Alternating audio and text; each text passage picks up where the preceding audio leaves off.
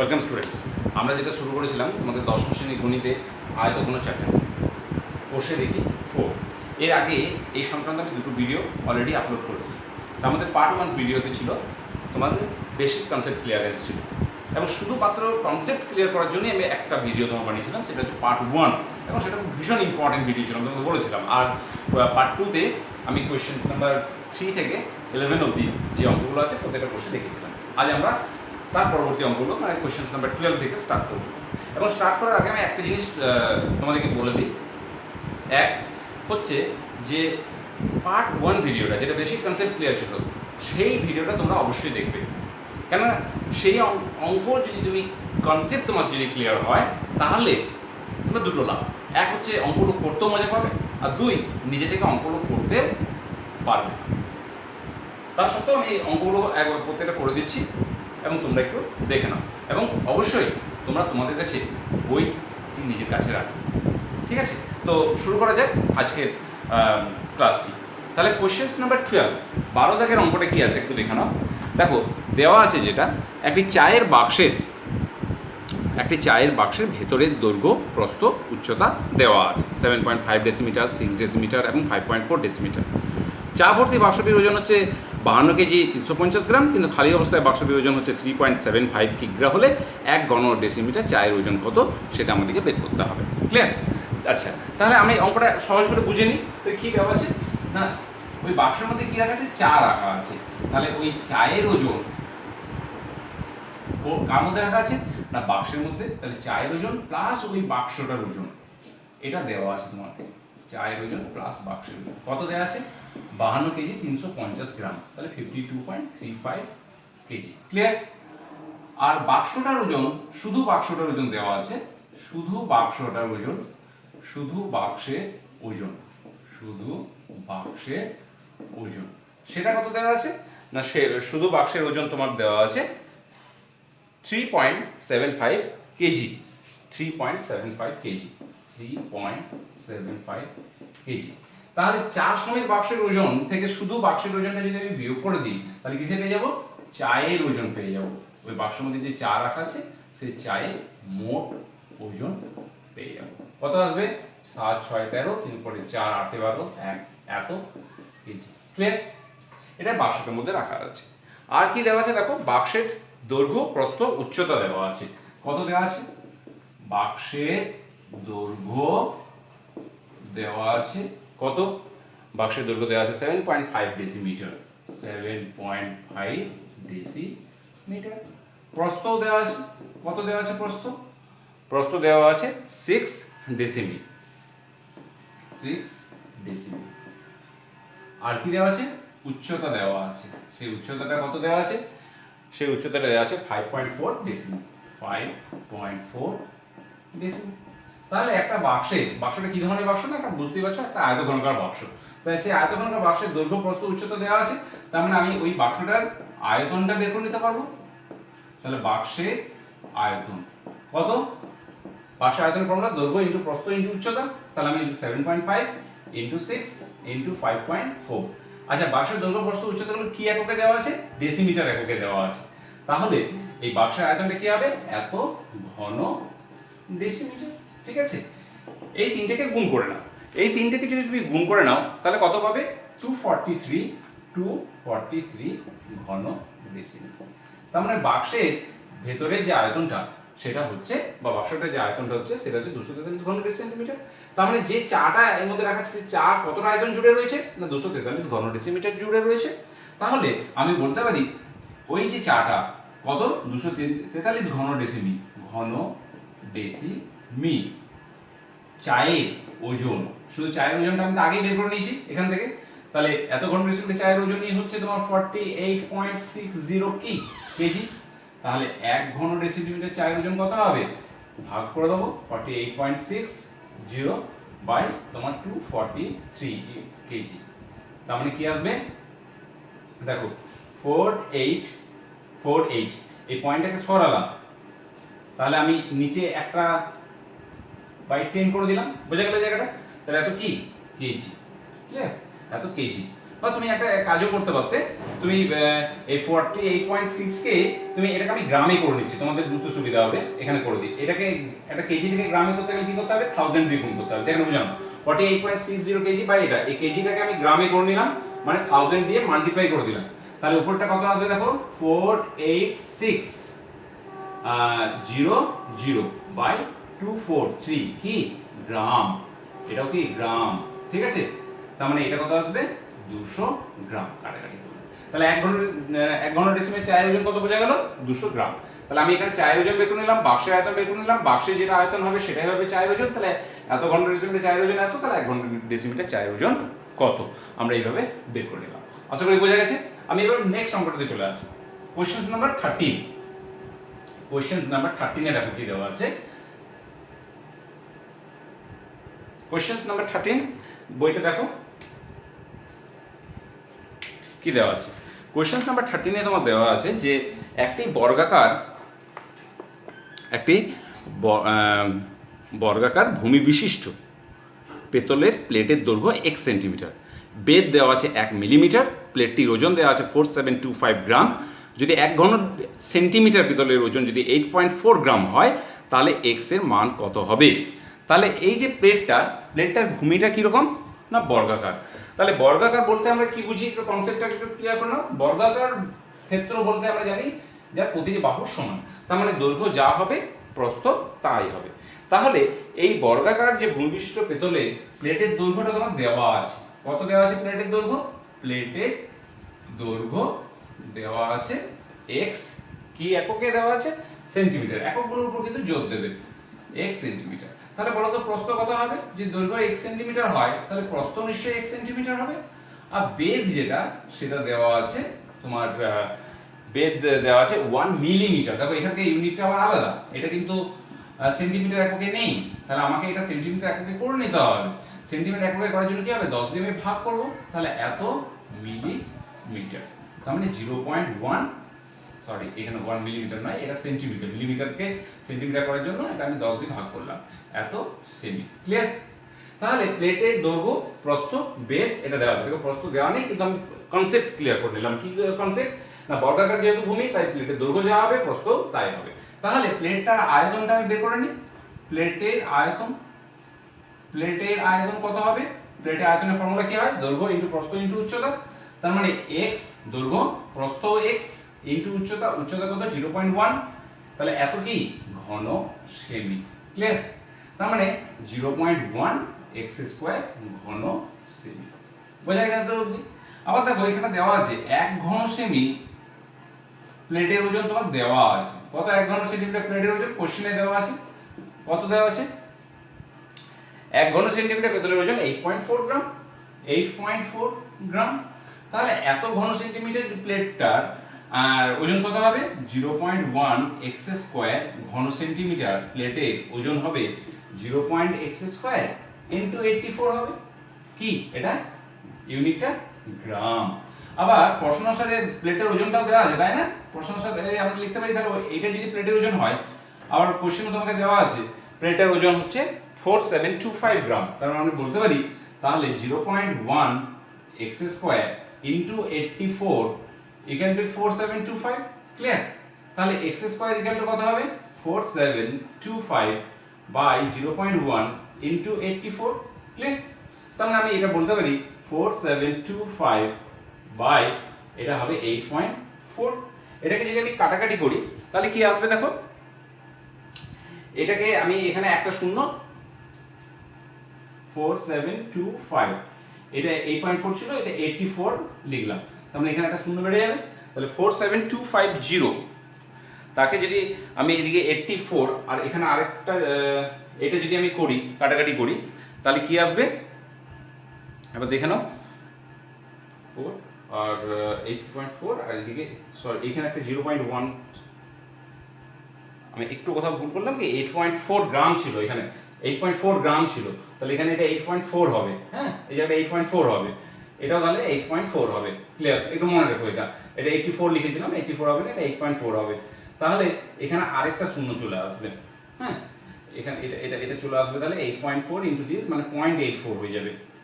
Clear. তাহলে এই জায়গাটা আমি কাটাকাটি করলে এই জায়গাটা দেখো কত আসবে, এটা করলে আসবে 5625, 5625 কাটাকাটি করে নিও চলে আসবে। এটা কার ভ্যালু? এটা x স্কয়ারের ভ্যালু। তাহলে x ইকুয়াল টু কত হবে? এটা রুট 5625, 5625 এ যদি আমি রুট নিই তাহলে রুটটা কত আসবে? তাহলে রুটটা আসবে 75, 75।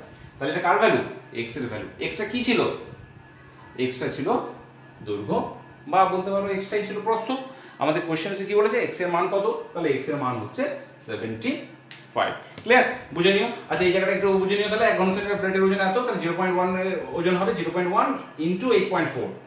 তাহলে প্রশ্ন অনুসারে কি হবে? 0.1 x square into 8.4 equal to 4725। তাহলে x square equal to 4725 by 0.1 into 8.4। এই দুটোকে যদি গুণ করি তাহলে 0.84। আমি এই পয়েন্টটাকে সরার জন্য আমি এখানে দুটো শূন্য বসিয়ে দিলাম, এখানে 84 এলো, কাটাকাটি করে এই জায়গাটা চলে এলো। ঠিক আছে? এবার কোশ্চেন নাম্বার 13টা বোঝা গেল। এইবার আমরা কোশ্চেন নাম্বার 14 এ চলে যাব। কোশ্চেন নাম্বার 14 এ দেখো কি বলেছে। তোমরা কোশ্চেনস গুলো ভালোভাবে, আমি বারবার বলি যে কনসেপ্ট ক্লিয়ার থাকলে শুধু অঙ্ক, যে ডিফারেন্ট অঙ্ক থাকে একটা অধ্যায়ে এতগুলো যে অঙ্ক থাকে সেগুলোর প্রত্যেকটা অঙ্ক শুধু ল্যাঙ্গুয়েজের কারিগরি, আর কিচ্ছু নয় কিন্তু। তাহলে কোশ্চেন নাম্বার 14 এ দেখো কি দেওয়া আছে, একটু দেখে নিই। ল্যাঙ্গুয়েজে কি বলেছে একটু ল্যাঙ্গুয়েজটা বোঝার চেষ্টা করি, কোশ্চেনসটা একটু বোঝার চেষ্টা করি। কোশ্চেন নাম্বার 14 এ দেখো বলেছে যে চারমারি রাস্তাটি উঁচু করতে হবে, তাই রাস্তার দুপাশে 30টি সমান গভীর ও সমান মাপের আয়ত ঘনাকার গর্ত করে সেই মাটি দিয়ে রাস্তাটি উঁচু করা হয়েছে। যদি প্রতিটি গর্তের দৈর্ঘ্য প্রস্থ যথাক্রমে 14 মিটার ও 8 মিটার হয় এবং রাস্তাটি তৈরি করতে মোট 2520 ঘনমিটার মাটি লাগে, তবে প্রতিটি গর্তের গভীরতা লেখো। তাহলে কি হচ্ছে, মনে করো চাঁদমারি বলে একটা জায়গা রয়েছে বা ওই রাস্তাটি রয়েছে, সেই রাস্তাটার যে লেভেলটা আছে তার থেকে এটা উঁচু করতে হবে। তাহলে উঁচু করতে গেলে কি করতে হবে? সেই রাস্তার উপরে মাটি ঢালতে হবে। তাহলে সেই মাটিটা কোথা থেকে পাবো? না, এই মাটিটা আমাদের এখানে ছোট ছোট অনেকগুলো গর্ত করেছি, এবং সেই গর্ত থেকে যে মাটিটা তোলা হবে সেটা ওই রাস্তার উপরে ফেলা হবে, এবং সেই হিসাবে আমাদের এই রাস্তাটা উঁচু হবে। ক্লিয়ার? বোঝা গেছে কনসেপ্ট, ল্যাঙ্গুয়েজটা বোঝা গেছে? তাহলে এবং এরকম কতগুলো গর্ত করতে হবে? না, এরকম 30টা গর্ত করতে হবে। এবং সেই গর্তগুলো কীরকম? যেটা যেমন খুশি গর্ত করছি তা নয়, সেই গর্তগুলো আমরা বলেছে যে সমান এবং গভীর, সমান গভীর ও সমান মাপে করতে হবে। যে প্রতিটি গর্তের দৈর্ঘ্য প্রস্থ দেওয়া আছে দেখো 40 মিটার আর 8 মিটার, তাহলে মোট মাটি লাগবে এত। ক্লিয়ার? আচ্ছা, আমি এবার গর্তটা কতটা গভীর করব আমরা জানি না, আমি ধরে নিলাম, ধরি গর্তের, প্রতিটি গর্তের, ধরি গর্তের গভীরতা ইকুয়াল টু x মিটার ধরে নিলাম। কেন মিটার ধরলাম? সেন্টিমিটার বা অন্য কিছু ডেসিমিটার কেন ধরলাম না? কেন এখানে দেখো দৈর্ঘ্য প্রস্থটা আমরা মিটারেই দেওয়া আছে, তাহলে সেই জন্য আমি এটাকে মিটারে ধরে নিলাম। দৈর্ঘ্য দেওয়া আছে, কত দেওয়া আছে?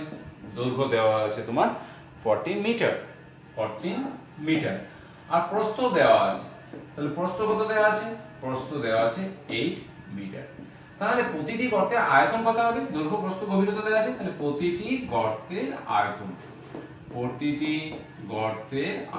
আয়তনের ফর্মুলা কি হয়? আয়ত ঘনকার যদি গর্ত হয় তাহলে গর্তের আয়তনের ফর্মুলা দৈর্ঘ্য ইনটু প্রস্থ ইনটু উচ্চতা। তাহলে দৈর্ঘ্য ইনটু প্রস্থ ইনটু উচ্চতা। ইউনিট কি হবে? যেহেতু দেখো ইউনিট প্রস্থ মিটারে দেওয়া আছে, তাহলে এর ইউনিটটা হয়ে যাবে ঘন মিটার। ক্লিয়ার? তাহলে এটা প্রতিটি গর্তের আয়তন। তাহলে এরকম কতগুলো গর্ত করা আছে? 30টি। তাহলে 30টি গর্তের আয়তন কত হবে?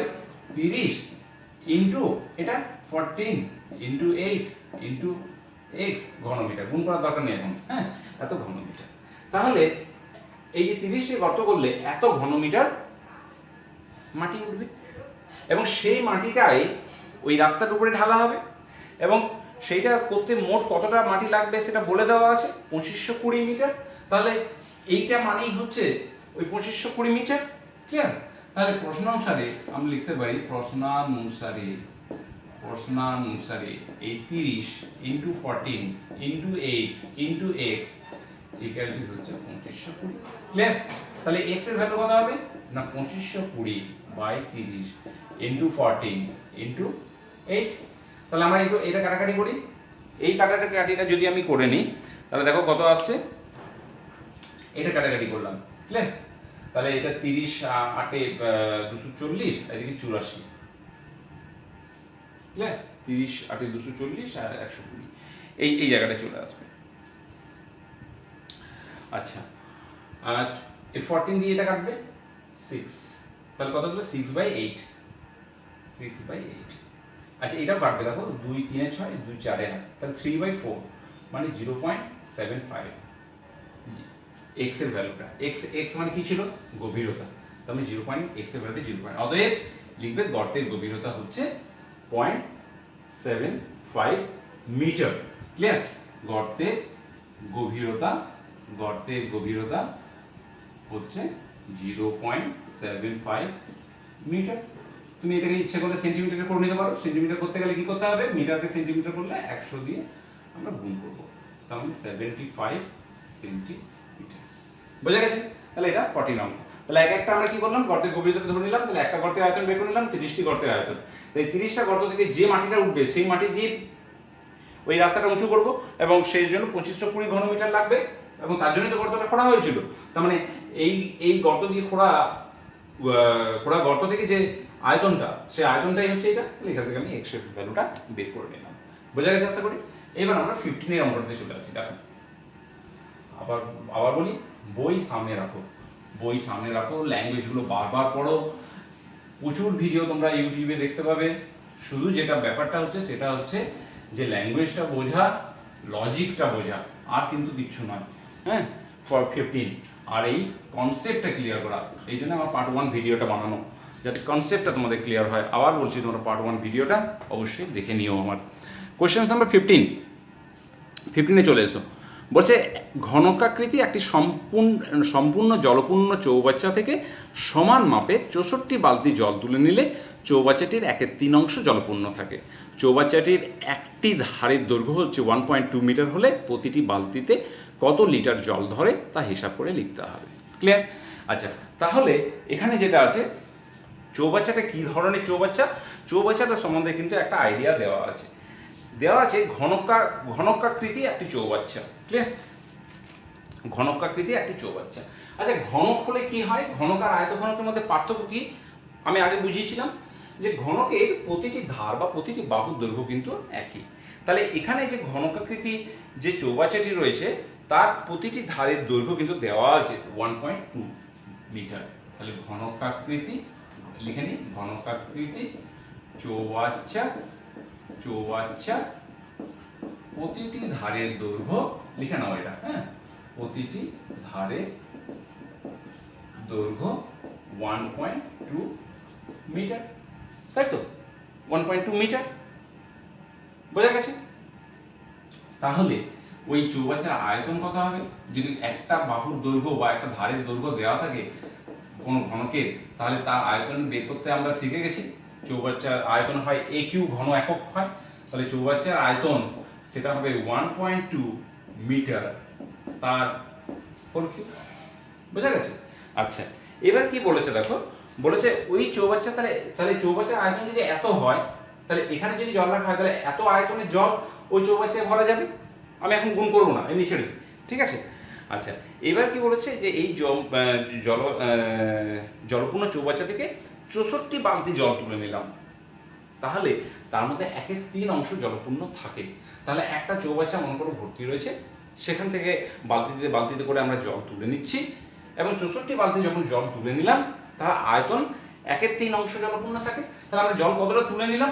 তাহলে চৌবাচ্চা থেকে যে মাপে চৌবাচ্চা থেকে জল তোলা হয়েছে, কত জল তোলা হয়েছে কত হবে না, 1/3 অংশ আছে, তাহলে তোলা হয়েছে 2/3 অংশ, 2/3 অংশ বা 2/3 অংশ,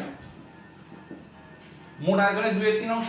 তাহলে চৌবাচ্চা থেকে তোলা জলের আয়তন, তাহলে এইভাবে লিখি একটু, চৌবাচ্চা থেকে তোলা জলের আয়তন, তাহলে 2/3 অংশ জল তুলে নেওয়া আছে, জলের আয়তন কত হবে না, ওর যে মোট আয়তন হবে তার 2/3 অংশ। তার মানে আমি বলতে পারি 2/3 ইন্টু 1.2 এর হোল কিউব, এত মিটার কিউব বা ঘন মিটার।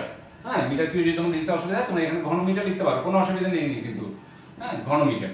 তাহলে এতটা জল তোলা হয়েছে। তাহলে এতটা জল কিভাবে তোলা হয়েছে? না বালতি বালতি করে জল তোলা হয়েছে। কত বালতি জল তুলেছি? 64 বালতি জল তুলেছি। তাহলে ওই 64 বালতি জলের আয়তন নিশ্চয়ই এটা, কেন এতটা জল তো আমরা তুলে নিয়েছি। তাহলে আমি লিখি একটু, তাহলে 64 বালতি জলের, 64 বালতি জলের আয়তন, জলের আয়তন কত? এটা ইকুয়াল টু হচ্ছে 3 ইনটু 1.2 এর হোল কিউব এত ঘন মিটার। ক্লিয়ার? বোঝা গেছে? তাহলে এক বালতি জলের আয়তন কত হবে? 3 ইনটু 1.2 এত হোল কিউব বাই 1/64 এত ঘন মিটার। ক্লিয়ার? এত অবধি বোঝা গেছে তো?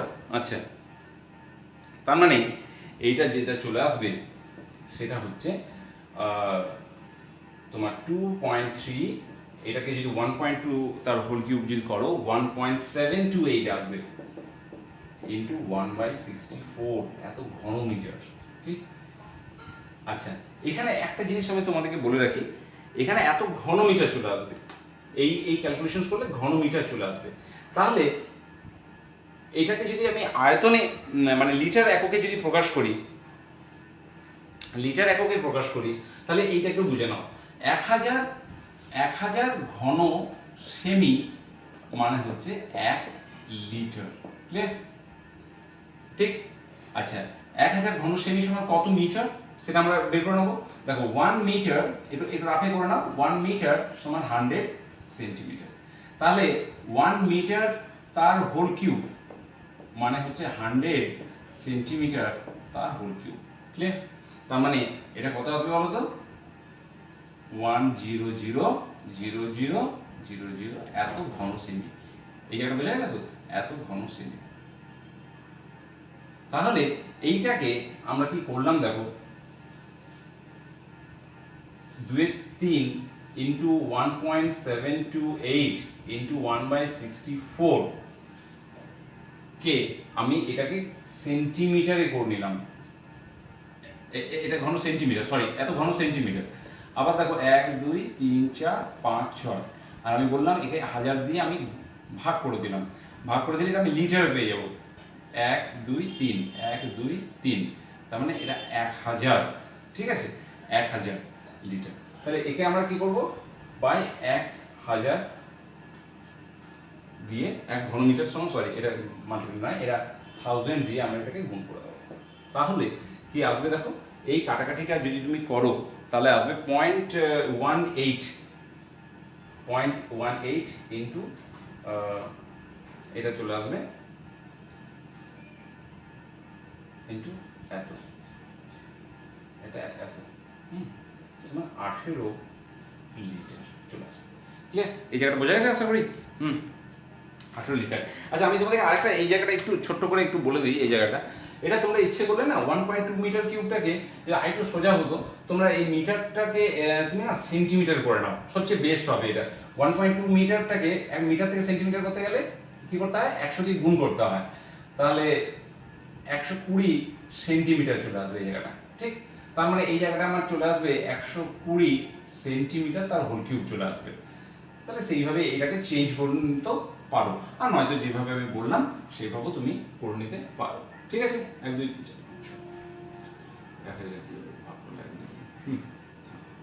সময় এত লিটার। ঠিক? আচ্ছা, বোঝা গেছে আশা করি? তাহলে তোমরা এখানে মিটারটাকে সেন্টিমিটার করে করতে পারো, অথবা আমি যেভাবে দেখালাম সেইভাবেও তোমরা করতে পারো। একটা অঙ্ক বিভিন্ন রকম ভাবে করা যায়, কোনো কিছু চিন্তা করার কিছু ব্যাপার নেই। তাহলে 1.2 মিটার হোল কিউব করে এইভাবে এত ঘন মিটার চলে এলো, ঘন মিটার থেকে আমরা এখান থেকে ভাগ করে এই জায়গাটা চলে আসবে 18 লিটার। ক্লিয়ার? এই জায়গাটা বোঝা গেছে আশা করি? আবার বলে দিই, ঘনকের চৌবাচ্চার প্রতিটি ধারের দৈর্ঘ্য এত, তাহলে চৌবাচ্চার আয়তন 1.2 মিটার তার হোল কিউব। তাহলে চৌবাচ্চা থেকে জল তোলা হয়েছে কত? না যে 64 বালতি জল তোলা হয়েছে তাতে 1/3 অংশ জলপূর্ণ থাকে, তাহলে যত জল তোলা হয়েছে সেটা কত? 2/3 অংশ। তাহলে 2/3 অংশের আয়তন কত? না 2/3 ইনটু 1.2 তার এটা হোল কিউব। ঠিক আছে? তাহলে 64 বালতি জলের আয়তন হচ্ছে 2/3 ইনটু দিস। আচ্ছা, তাহলে 1 বালতি জলের ওজন কত? না ওটাকে 64 দিয়ে ভাগ করে দিলাম, তাহলে এত ঘন কি মিটার, এবং ঘন মিটারটাকে আমরা কি করলাম সেটাকে আলটিমেটলি লিটারে আমরা কনভার্ট করে নিলাম, তাহলে অঙ্কটা হয়ে যাচ্ছে। ক্লিয়ার? অথবা তোমাকে আরেকটা প্রসেস বললাম যে প্রথমে মিটার থেকে তুমি সেন্টিমিটারে পড়েও করে নিতে পারবে। শুধু একটা জিনিস মনে রাখবে যে 1000 ঘন সেন্টিমিটার সমান হচ্ছে 1 লিটার। এই কনভার্সনসগুলো করতে নিজে থেকে কিন্তু করে নেবে। ব্যাস, অঙ্কটার এই ট্রিকটা ওই জায়গাটাতেই ছিল, আর কিছু নেই কিন্তু। আচ্ছা, এবার আমরা কোশ্চেন নাম্বার 16 এ চলে আসি। কোশ্চেন নাম্বার 16, বইটা দেখো তোমাদের কাছে। কোশ্চেন নাম্বার 16 এ কি বলে দিয়েছে? বলেছে এক গ্রোস দেশলাই বাক্সের একটি প্যাকেটের দৈর্ঘ্য, প্রস্থ ও উচ্চতা যথাক্রমে 2.8 ডেসিমিটার, 1.5 ডেসিমিটার এবং 0.9 ডেসিমিটার হলে একটি দেশলাই বাক্সের আয়তন কত হবে? এবং তার সাথে আরেকটা পার্ট আছে, যদি দেশলাই বাক্সের দৈর্ঘ্য 5 সেন্টিমিটার, প্রস্থ যদি 3.5 সেন্টিমিটার হয়, তবে তার উচ্চতা কত হবে? তাহলে এখানে যে দেশলাই বাক্স, একটা বড়, যখন আমরা বাড়িতে যে সিঙ্গেল একটা করে দেশলাই বাক্স ইউজ করি, কিন্তু একটা বড় বড় দেশলাই বাক্সে তোমার কি থাকে, অনেকগুলো করে দেশলাই থাকে। এরকম একটা বড় দেশলাই বাক্স রয়েছে, এরকম একটা বড় দেশলাই বাক্স রয়েছে, সেখানে এরকম অনেকগুলো ছোট ছোট দেশলাই বাক্সকে ভরা যায় বা রাখা যায়, যাই হোক এরকমভাবে রাখা যায়। তাহলে এরকমই একটা দেশলাই বাক্সের দেখো প্যাকেটে দৈর্ঘ্য, প্রস্থ এবং উচ্চতা তোমার দেওয়া আছে। কত কত দেওয়া আছে দেখে নাও। যে দৈর্ঘ্য দেওয়া আছে, দেশলাই বাক্সের প্যাকেটের দৈর্ঘ্য লিখে একটু, দেশলাই বাক্সের প্যাকেটের দৈর্ঘ্য, প্যাকেটে দেখো দৈর্ঘ্য দেওয়া আছে। কত দেওয়া আছে দৈর্ঘ্য? 2.8 ডেসিমিটার, 2.8 ডেসিমিটার। আমি ডেসিমিটার থেকে না সেন্টিমিটারে করে নিচ্ছি, তাহলে 28 সেন্টিমিটার। তাহলে প্রস্থ কত দেওয়া আছে? প্রস্থটা দেখে নিই। প্রস্থটা দেওয়া আছে 1.5 ডেসিমিটার। আচ্ছা, ডেসিমিটার থেকে সেন্টিমিটার করতে গেলে কি করতে হয়? 10 দিয়ে গুণ করতে হয়। তাহলে আমি 1.5 ডেসিমিটার সমান 15 সেন্টিমিটার। আর কি দেওয়া আছে? আর দেওয়া আছে তোমার উচ্চতা দেওয়া আছে 0.9 ডেসিমিটার। তাহলে উচ্চতা দেওয়া আছে 0.9 ডেসিমিটার। তাহলে এটাকে আমি সেন্টিমিটার করে নেবো, তাহলে এটা 9 সেন্টিমিটার। তাহলে বড় যে দেশলাই বাক্সের প্যাকেটটা, তার দৈর্ঘ্য, প্রস্থ, উচ্চতা আমি বের করে নিলাম। তাহলে বড় দেশলাই বাক্সটা আয়তন কত হবে? দেশলাই বাক্সটা কিরকম টাইপের? না, এটা আয়তঘনাকার। কি করে বুঝলাম? কারণ দৈর্ঘ্য, প্রস্থ, উচ্চতাগুলো আলাদা আলাদা রয়েছে। তাহলে দেশলাই বাক্সের আয়তন কত? দেশলাই বাক্সের আয়তনের ফর্মুলা হচ্ছে দৈর্ঘ্য ইন্টু প্রস্থ ইন্টু উচ্চতা। তার মানে দৈর্ঘ্য 28, প্রস্থ 15, উচ্চতা হচ্ছে 9। এত কি? এত ঘন সেন্টিমিটার। ইউনিটগুলো মনে রাখবে, এত। ঠিক? এবার কি বলেছে? এক গ্রোস দেশলাই বাক্স। এটা কি ধরনের দেশলাই বাক্স ছিল? এক গ্রোস। আচ্ছা, গ্রোস টার্মটা তোমাদের কাছে একটু নতুন না, একটু দেখে নাও। এক গ্রোস সমান কি? এক গ্রোস সমান, দেখো এখানে দেওয়াও আছে, তবুও জেনে রাখো, মানে মনেও রাখার চেষ্টা করবে যদি কোনো কারণে ইনফরমেশনটা না দেয়। এক গ্রোস সমান হচ্ছে 12 ডজন। ঠিক আছে? আর এক ডজন মানে কত জানো? এক ডজন মানে হচ্ছে গিয়ে এক ডজন মানে হচ্ছে 12। তাহলে 12 ডজন সমান কত হবে? তাহলে 12 ডজন সমান হবে 12 ইন্টু 12। তাহলে এখানে লিখলাম 12 ইন্টু 12, কি মানে 144। তাহলে এই যে একটা দেশলাই বাক্স, মানে এক গ্রোস দেশলাই বাক্স, তার মানে এই এক গ্রোস দেশলাই বাক্সের মধ্যে কতগুলো দেশলাই, ছোট ছোট দেশলাই রয়েছে? প্যাকেটের মধ্যে এক একটা 144টা। তাহলে 144টা, এটা কিন্তু প্যাকেট, দেশলাই বাক্সের প্যাকেট। হ্যাঁ, আর ওই প্যাকেটের মধ্যে এরকম 144টা ছোট ছোট দেশলাই বাক্স রয়েছে। তাহলে 144টি দেশলাই বাক্সের আয়তনই এটা। আয়তন হচ্ছে এই আয়তনে যেটা আমরা বের করেছি। কত বের করেছি জানো? এই যে এটা বের করেছি। আমরা হিসাব কিন্তু করিনি, করার দরকারও নেই, তুমি রেখে দাও। এত ঘন সেন্টিমিটার। তাহলে একটি দেশলাই বাক্সের আয়তন কত হবে? একটা দেশলাই বাক্সের আয়তন হবে 28 ইন্টু 15 ইন্টু 9, যে মোট আয়তন, বাই 144। বোঝা গেছে জায়গাটা? আচ্ছা, এটাকে যদি আমরা একটু ভাগ করে দিই, তাহলে কি আসবে দেখো।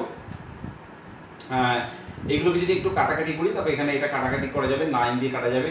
9 একটু কাটাকাটিটা একটু দেখাই তোমার। এটা করো, তাহলে 9 কে 9 5 54, 16 চলে এলো। আর কোথায় কাটা যাবে? এই 28 ইন্টু 15, 28 ইন্টু যদি আমি 15 করি, তাহলে এটা তো এইভাবে কাটাকাটি যাবে না, এটা 4 দিয়ে যাবে। 4 7 28, আর এদিকে 4 4 16, 7 35, 7 15 তো হয় 105। 105 বাই 4, তার মানে 4 দুগুণে 8, 2 25, 4 6 24, 1 10, 4 দুগুণে 8, 2 10, এত এত কি এটা এত ঘন সেমি, তাই না? এত ঘন সেমি, এটা এই উত্তর হবে। তাহলে এক একটা ছোট ছোট যে দেশলাই বাক্স তার আয়তন হচ্ছে। আচ্ছা, এর সাথে তুমি দেখো একটা সেকেন্ড পার্ট দেওয়া আছে। কি সেকেন্ড পার্ট দেওয়া আছে আমি একটু মুছে দিই। এটা বোঝা গেল দেশলাই বাক্সের যে প্যাকেটটা দৈর্ঘ্য প্রস্থ উচ্চতা আছে, আয়তনটা বের করে নিলাম। আর ওর মধ্যে এক গ্রোস দেশলাই বাক্স বলেছে, তার মানে এক গ্রোস মানে 144টি, তাহলে 144টি দেশলাই বাক্সের আয়তন এটা, তাহলে একটা দেশলাই বাক্সের আয়তন আমরা এখানে বের করে নিলাম। এইবার তোমাকে কি বলেছে দেখো, এবার বলেছে সেকেন্ড পার্টটা, ওই অঙ্কটারই সেকেন্ড পার্টটাই চলে আসুন। সেকেন্ড পার্টটা কি বলেছে? সেকেন্ড পার্টটা বলেছে যে দেশলাই বাক্সের দৈর্ঘ্য যদি 15 সেন্টিমিটার হয়ে যেত, দেশলাই বাক্সের দৈর্ঘ্য যদি কত হতো? 5 সেন্টিমিটার, 5 সেন্টিমিটার, আর প্রস্থটা যদি 3.5 সেন্টিমিটার হতো, প্রস্থ যদি 3.5 সেন্টিমিটার হতো, তাহলে তার উচ্চতা কত? তাহলে উচ্চতাটা কত হবে? আমি ধরে নিলাম উচ্চতাটা x সেমি হবে। তাহলে দেশলাই বাক্সের আয়তনটা তো একই থাকবে, কিন্তু যদি আগে যেমন দৈর্ঘ্যটা 28 ছিল সেটা যদি কমে 5 হয়ে যায়, বা প্রস্থটা 15 ছিল সেটা যদি 3.5 হয়ে যায়, তো সেক্ষেত্রে উচ্চতাটা কত হবে? কারণ দেশলাই বাক্সের আয়তনটা কিন্তু কিছু চেঞ্জ হবে না। আয়তন একটা দেশলাই বাক্সের আয়তন কত বের করেছিলাম? 26.25, তাহলে সেটাই থাকবে। তাহলে এই যদি হয় তাহলে আয়তনটা কত হচ্ছে? সেটা হবে 5 ইনটু 3.5 ইনটু x, দৈর্ঘ্য ইনটু প্রস্থ ইনটু উচ্চতা, এইটা ইকুয়াল টু হবে তাহলে ওই আয়তনটা যেটা হচ্ছে অ্যাকচুয়ালি এত। তাহলে আমরা এখান থেকে x টা বের করে নিতে পারবো 26.25 বাই 5 ইনটু 3.5। যদি এটা আমরা কাটাকাটি করি তাহলে কি আসবে? তাহলে এই x এর ভ্যালুটা এখান থেকে চলে আসবে। সেটা কত আসবে? 1.5 সেন্টিমিটার। তুমি একটু কাটাকাটি করে দেখে নিও, এটাই আসবে। ঠিক আছে, বোঝা গেল সেকেন্ড পার্টটা? তাহলে আমরা কি দেশলাই বাক্সে ছোট ছোট দেশলাই বাক্স, একটা বড় প্যাকেট বাক্স আর একটা ছোট ছোট দেশলাই বাক্স, দুটোর মধ্যে কনফিউশন করে ফেলো না। বড় দেশলাই বাক্স, তার মধ্যে ছোট ছোট এরকম ধরো অনেকগুলো দেশলাই বাক্স এরকম রাখা আছে, এরকম ছোট অনেকগুলো এরকম ভাবে দেশলাই বাক্স আছে, 144টা রাখা আছে। ঠিক আছে, সেই জন্য আমরা কি করলাম, পুরো প্যাকেটটা আয়তন বের করে নিলাম, এবং তার মধ্যে 144টা প্যাকেট রাখা যাচ্ছে, 144টা প্যাকেটের আয়তন ওটা, তাহলে একটা প্যাকেটের আয়তন কত? এইভাবে একটা ছোট্ট দেশলাই বাক্সের আয়তন বের করে নিলাম। পরের পার্টটাতে বলেছে যে দেশলাই বাক্সের দৈর্ঘ্য প্রস্থ উচ্চতা যদি দৈর্ঘ্য প্রস্থটা যদি চেঞ্জ হয়ে যায় তাহলে উচ্চতাটা কত হবে, কিন্তু আয়তনটা কিন্তু সেক্ষেত্রে একই থাকবে। সেই জন্য দৈর্ঘ্য প্রস্থ ইনটু উচ্চতা ইকুয়াল টু দিস করে আমরা x এর ভ্যালুটা এখান থেকে বের করে নিলাম। ক্লিয়ার? তাহলে 16 নম্বরের অঙ্কটা বোঝা গেছে। এইবার আমরা 17 নম্বর অঙ্কটাতে চলে আসি। 17 নম্বর অঙ্কটা দেখো কি বলেছে, বইটা দেখো 17 নম্বর অঙ্ক। 17 নম্বর অঙ্কতে কি বলেছে? বলেছে দেখো 2.1 মিটার দীর্ঘ, 2.1 মিটার দীর্ঘ এবং 1.5 মিটার প্রশস্ত একটি আয়তঘনাকার চৌবাচ্চার অর্ধেক জলপূর্ণ আছে। ওই চৌবাচ্চায় আরও 630 লিটার জল ঢাললে জলের গভীরতা কত বৃদ্ধি পাবে? তাহলে চৌবাচ্চাটা এখানকার যে এখন যে চৌবাচ্চাটার কথা বলা হচ্ছে, সেই চৌবাচ্চাটা একটা আয়তঘনাকার। ঠিক আছে, সেই চৌবাচ্চাটা হচ্ছে একটা আয়তঘনাকার চৌবাচ্চা, এবং সেই চৌবাচ্চায় কি বলেছে যে অর্ধেক জলপূর্ণ আছে, অর্ধেক জলপূর্ণ আছে। মনে করো চৌবাচ্চাটা এরকম আছে, এই অর্ধেক জলপূর্ণ আছে। তাহলে এই চৌবাচ্চাটাতে আরো 630 লিটার জল ঢাললাম, তাদের গভীরতা কত পাবে? তাহলে চৌবাচ্চায় যদি অর্ধেক জলপূর্ণ থাকে, তার মধ্যে যদি একটু জল ঢালি কি বেশি জল ঢালি, যাই জল ঢালি দেখো ওর গভীরতাটা কিছু চেঞ্জ হবে। আগে যদি ধরো এতটা ছিল, সাপোজ এতটা ছিল, তাহলে এখন তো যখনই জল ঢালবো, জল যদি ঢালি তাহলে এই যে গভীরতাটা সেটা বাড়বে, আর যদি জল আমি তুলে নিতাম তাহলে এই গভীরতাটা কমে যেত। তাহলে জলটা গভীরতাটা বাড়ছে, তার মানে এই পরিমাণ জলটা ঢালছি, তাহলে এই পরিমাণ জলের আয়তনটা বাড়ছে। বোঝা গেল? এই পরিমাণ জলের আয়তনটা বাড়ছে। তাহলে এই পরিমাণ জল যে আয়তনটা সেটা কত? সেটা হচ্ছে 630 লিটার। তাহলে আমি একটু হিসাব করে দেখে দিই এই পরিমাণটার আয়তনটা কত সেটা আমি একটু বের করে নিই। তাহলে চৌবাচ্চাটার দৈর্ঘ্য হচ্ছে 2.1 মিটার। চৌবাচ্চা এটা কত নম্বরের অঙ্ক? 17। ঠিক আছে, আমি এখানে লিখে নিলাম, এটা হচ্ছে 17। তাহলে চৌবাচ্চার দৈর্ঘ্য দেওয়া আছে, কত দেওয়া আছে? যেমন 2.1 মিটার। আচ্ছা, 2.1 মিটার সমান কত সেন্টিমিটার হয়? মিটার থেকে সেন্টিমিটার করতে গেলে 100 দিয়ে গুণ করতে হয়, তাহলে 2.1 ইনটু 100 মানে 210 সেন্টিমিটার। আর কি দেওয়া আছে? প্রস্থ দেওয়া আছে, সেটা 1.5 মিটার। তাহলে প্রস্থ হচ্ছে 1.5 মিটার, আর দৈর্ঘ্য হচ্ছে 2.1 মিটার। তাহলে 2.1 ইনটু 100 মানে 210 সেন্টিমিটার। আর কি দেওয়া আছে? প্রস্থ দেওয়া আছে, সেটা 1.5 মিটার, আর দৈর্ঘ্য হচ্ছে 210 সেন্টিমিটার। তার মানে 150 সেন্টিমিটার। আর আমি ওর গভীরতাটা যেটা বাড়লো, এই যে হাইটটা, সেটা আমি ধরে নিলাম এক্স, এক্স কি সেন্টিমিটার ধরে নিলাম। তার মানে এখানে যে জলটা রয়েছে সেই জলটার আয়তন তো আমরা দেওয়াই আছে, কারণ 630 লিটার জল ঢেলেছি বলে এই গভীরতা থেকে এই এতটা বেড়েছে। তাহলে এবং এটার মানেই হচ্ছে আবার এই জলটার যে আয়তন, মানে এই জায়গাটার যে আয়তন, সেটাই হচ্ছে আবার এই আয়তনটা। তাহলে আয়তনটা বের করে নিই। অথবা আয়তন কত হবে না, দৈর্ঘ্য আমি একটু শর্টে করছি, ইন্টু প্রস্থ মানে 150 ইন্টু ওর গভীরতা দ্যাট ইজ এক্স। এইটা মানেই হবে ওই 630 লিটার। আচ্ছা 630 লিটার কেন বললাম না, 1 ঘন সেমি তোমার এই যে 630 লিটার যেটা বলছি আমি, যে এখানে বলে দিয়েছে যেটা 630 লিটার জল।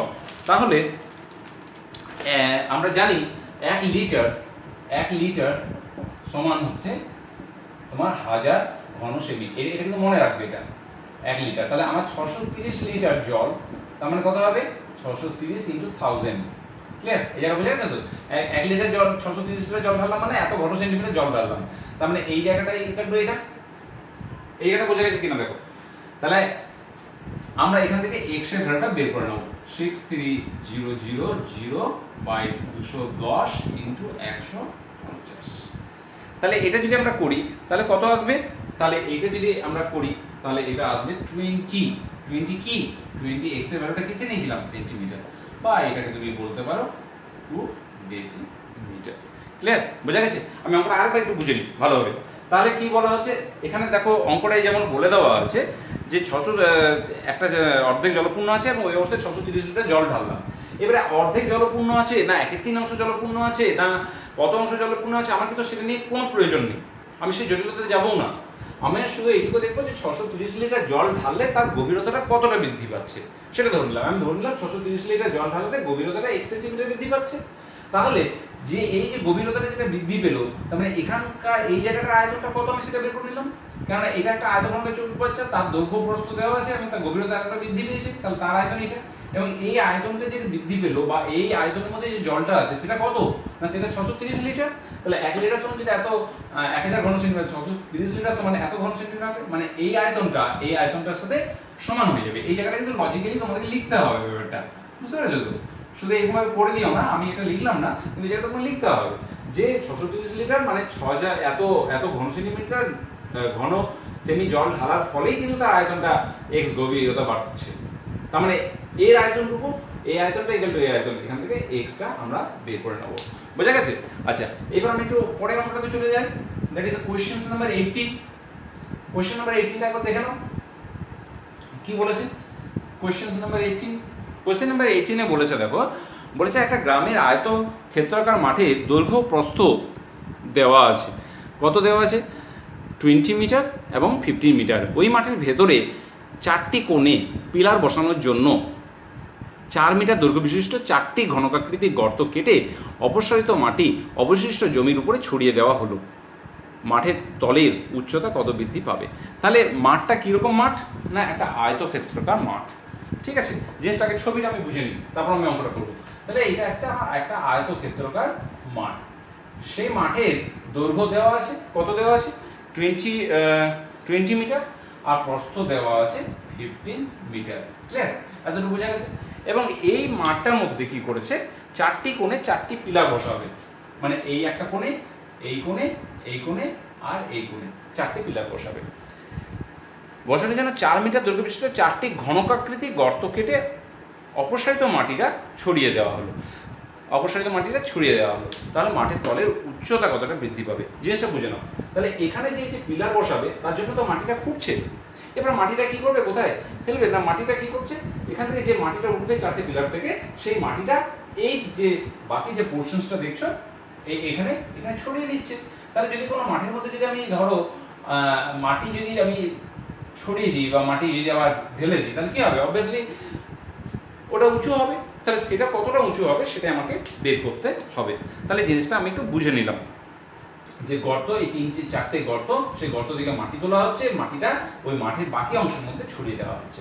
তাহলে এক একটা গর্ত থেকে কতটা মাটি উঠছে আমি সেটা প্রথমে বের করে নিই, তাহলে আমার সুবিধা হবে। তাহলে এক একটা গর্ত থেকে গর্তগুলো আয়তন কত, গর্তগুলো কি ধরনের গর্ত, এই যে এখান থেকে যে পিলার বসানো যে গর্ত করা আছে, গর্তটা কিরকম না ঘনক আকৃতি, এবং সেই তার ইয়েটা বলে দেওয়া আছে কত 4 মিটার দীর্ঘ বিশিষ্ট। তাহলে ঘনকাকৃতি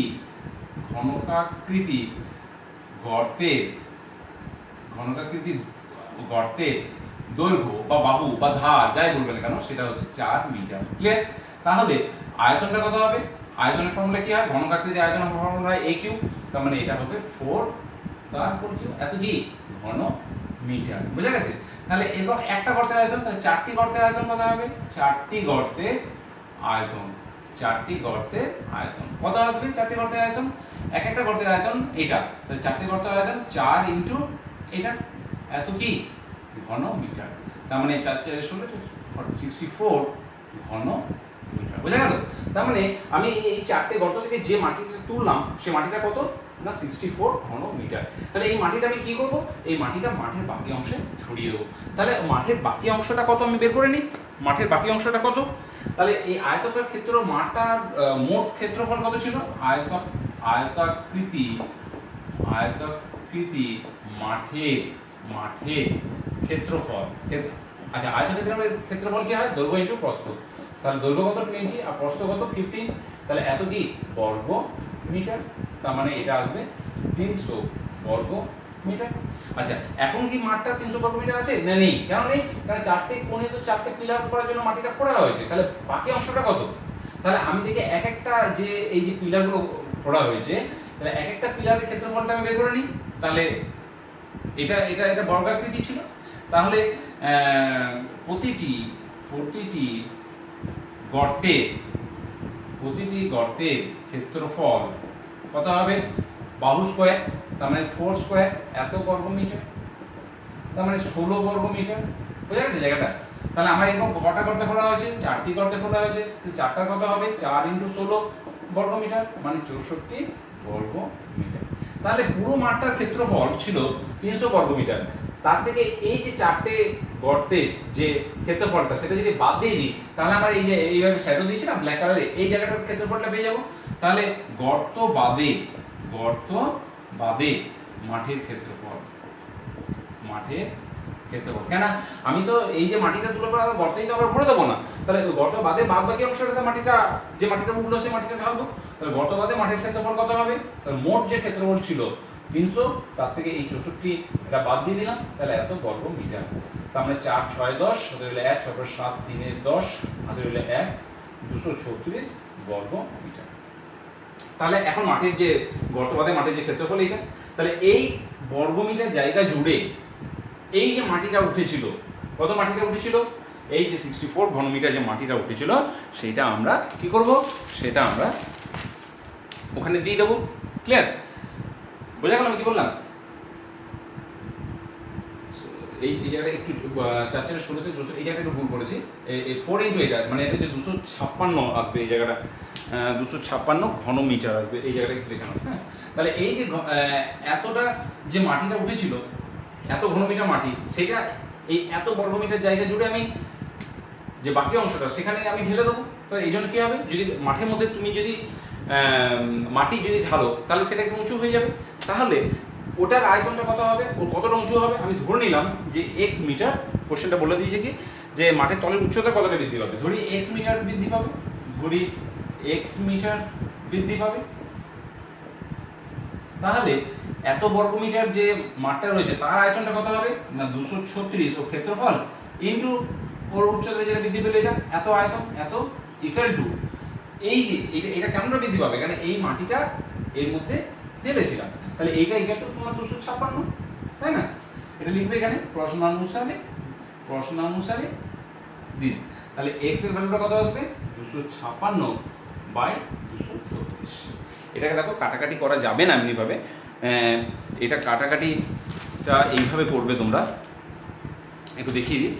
যেমন এটা 4 দিয়ে কাটবে, কত আসবে 4 6 64, এটাও কাটবে 4 5 20 3 36, এটা মানে 1 পূর্ণ এত, এই জায়গাটা এত কি, এটা এক্সটা কি ছিল গভীরতা এত মিটার, তাহলে গভীরতা এই বা উচ্চতাটা কতটা বৃদ্ধি পাবে 1.559 মিটার বৃদ্ধি পাবে। আরেকবার জাস্ট অঙ্কটা আমি একবার তোমাকে রিমাইন্ড করে দিই যে আমার কি করা আছে, একটা আয়তক্ষেত্র মাঠ আছে, সে মাঠের 4 কোণে 4টে পিলার করার জন্য গর্ত খোঁড়া হচ্ছে। তাহলে আমি কি বললাম, এই 4টে যে গর্ত থেকে যে মাটিটা উঠবে সেটা এই বাকি অংশটাতে ফেলে দেওয়া হবে। তাহলে মাঠের বাকি অংশটা, তাহলে কি হবে, মাঠের যে তলে যে ক্ষেত্রফলটা সেটা বৃদ্ধি পাবে। তাহলে এক একটা গর্তের আয়তনটা আমি বের করে নিলাম, যেহেতু ঘনকাকৃতি গর্ত দেওয়া ছিল, একটা ছিল 4 মিটার, তাহলে আয়তনটা হয়ে যাবে এত। তাহলে 4টি গর্তের আয়তন এত, তাহলে এত ঘনমিটার মাটি বাকি অংশটা ফেলা হবে। তাহলে বাকি অংশটা কতটা সেটা আমি বের করে নিলাম, যে মাঠের মোট ক্ষেত্রফল এটা, তার মানে একটা গর্তের ক্ষেত্রফল এত, তাহলে 4টি গর্তের ক্ষেত্রফল এত। তাহলে এই মাঠের বাকি অংশ মানে কি, এই মোট ক্ষেত্রফল থেকে এই 4টে গর্তের যে মোট ক্ষেত্রফলটা সেটা বাদ দিয়ে দিলে বাকি ক্ষেত্রফল, তাহলে এত ক্ষেত্রফল জায়গায় মাটিটা ঢালা হবে। তার মানে এইটা ইনটু তার উচ্চতা আমি ধরে নিলাম x মিটার বৃদ্ধি পাবে, তাহলে এত ঘন মিটার, সেটা ইকুয়াল টু ওই 256 আসবে। সেই জায়গা থেকে আমি এক্সটা বের করে নিলাম। আশা করি তোমরা বুঝতে পেরেছো। তাহলে আজ এতদূর অবধি থাক, নেক্সট ক্লাসে আমি বাকি অঙ্কগুলো করবো। অঙ্কগুলো তোমরা একটু নিজে বারবার করে বোঝার চেষ্টা করো, পজ করে দেখো, রিমাইন্ড করে দেখো, আমার মনে হয় তোমার কাছে খুব জলের মতো সহজ হয়ে যাবে। এবং অবশ্যই বললাম পার্ট 1 ভিডিওটা দেখে নিও, আর বন্ধুদেরকে, যাতে বন্ধুরা উপকৃত হয় সেই জন্য অবশ্যই এটিকে তুমি শেয়ার করো তাদের মধ্যে, এবং লাইক করো। এবং যারা এখনও আমার এই চ্যানেলটি সাবস্ক্রাইব করোনি, পরবর্তী ভিডিওগুলো পাওয়ার জন্য অবশ্যই তোমরা সাবস্ক্রাইব করে নিও। Stay at home, stay safe, ভালো থেকো, বাই।